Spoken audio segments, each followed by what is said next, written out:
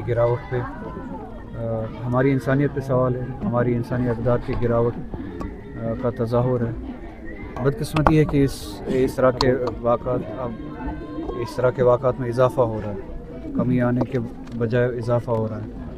معاشرے میں بھی خود میں جو اصلاح کی ضرورت ہے، ساتھ ہی ساتھ ادارے جو ہے، پولیس ہے، جوڈیشری ہے، ان پہ ذمہ داری بنتی ہے کہ جب اس طرح کے واقعات رونما ہو، ان کی رکاوٹ کے لیے یا ان واقعات کے بعد اس طرح کے قانون کے خوف کے لیے اقدامات اٹھائے تاکہ یہ رکے۔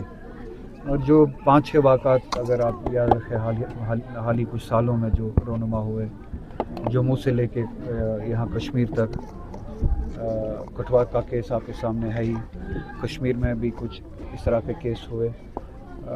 میں یہ کہوں گا کہ جو پولیس کے ذریعے جس طرح سے قانون کا خوف جو ہے طاری ہونا چاہیے تھا، وہ طاری ہونے میں، اس طرح کے اقدامات کرنے میں ناکام ہے۔ اسی لیے یہ اس طرح کے واقعات زیادہ سے زیادہ اب رونما ہوتے ہیں۔ ساتھ ہی ساتھ معاشرے میں خود بھی اپنے گریبان میں دیکھنے کی ضرورت ہے کہ ہمارے اقدار کتنے نیچے گر چکے ہیں۔ گھروں میں ہمیں اپنے اخلاقیات کی طرف توجہ دینے کی ضرورت ہے، پرورش کی طرف توجہ دینے کی ضرورت ہے، دینی اقدار، دینی معیار، اخلاقیات کی طرف توجہ دینے کی ضرورت ہے۔ میٹیریلزم میں ہم اتنا کھو چکے ہیں کہ ہم اپنے بچوں کی دینی تربیت، انسانی تربیت، اخلاقی تربیت کو بھول چکے ہیں۔ میں ہر کسی کو زیر سوال نہیں لا رہا ہوں، بہت سارے ایسے واقعات جب رونما ہوتے ہیں تو پتہ چلتا ہے کہ ہمارے معاشرے میں کچھ ایسے عنصر ہیں، کچھ ایسے گھرانے ہیں جو شاید تربیت دینے میں ناکام ہو رہے ہیں۔ تو گھر کی سطح سے، معاشرے کی سطح سے جو گراوٹ آ رہی ہے، آج اس واقعے کے بعد جاگ جائے، اس ماں کو انصاف ملے، اس باپ کو انصاف ملے، ان سبھی بچیوں کو انصاف ملے جو خوف زدہ ہے ابھی۔ وہ بچیاں اب مجھے لگتا ہے کہ معاشرے میں خود کو محفوظ نہیں سمجھتی۔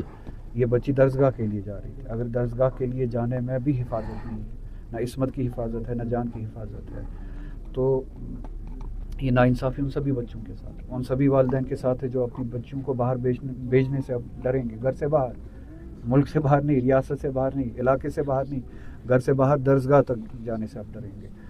اگر اس طرح کا خوف ہے، اگر اس طرح کی ناانصافی ہے، عصمت درازی ہوتی ہے، اور اگر اسی طرح سے قتل ہوتا ہے اور قانون ناکام ہوتا ہے، تو آپ سمجھیے کہ انصاف ناکام ہے، انصاف نہیں ہے۔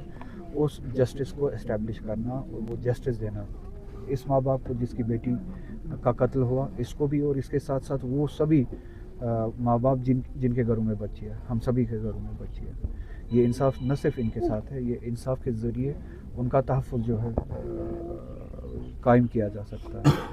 تو بات کہوں گا کہ معاشرے میں اقدار جو ہے کم ہو رہے ہیں، گر رہے ہیں، دینی اخلاقی اقداروں کی طرف ہر گھر میں توجہ دینے کی ضرورت ہے۔